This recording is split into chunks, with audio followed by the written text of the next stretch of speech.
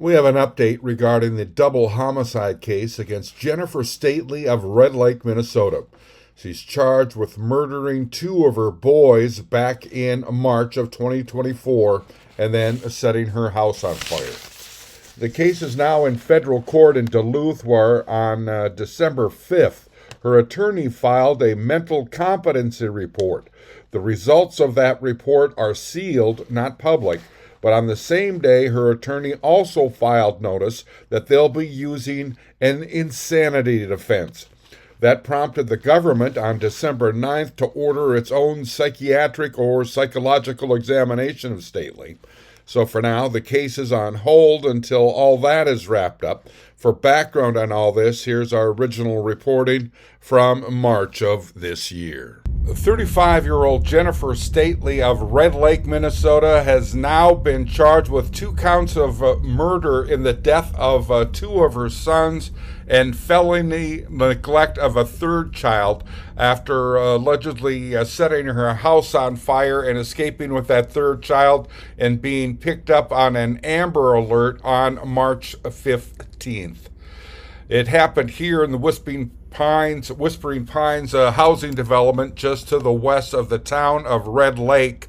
Reading from the criminal complaint, on March 15th, Jennifer Stately and minors A, B, and C were home alone when Stately attacked and killed minors A and B, 2 of her sons.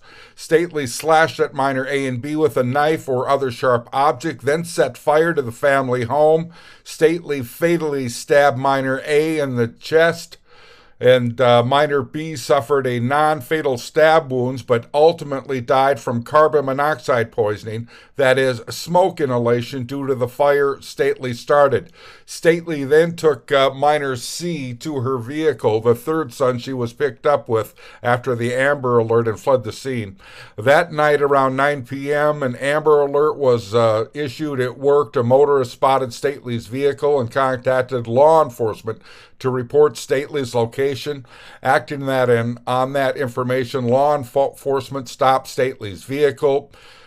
She was driving the vehicle while minor C was in the back seat. When law enforcement arrived, they discovered the minor was suffering from visible signs of child neglect. Again, at this point, the case is now in federal court in Duluth, where Stately's attorney has said he'll be using an insanity defense. And the government has ordered another psychological evaluation of Stately. Things on hold until all that is wrapped up.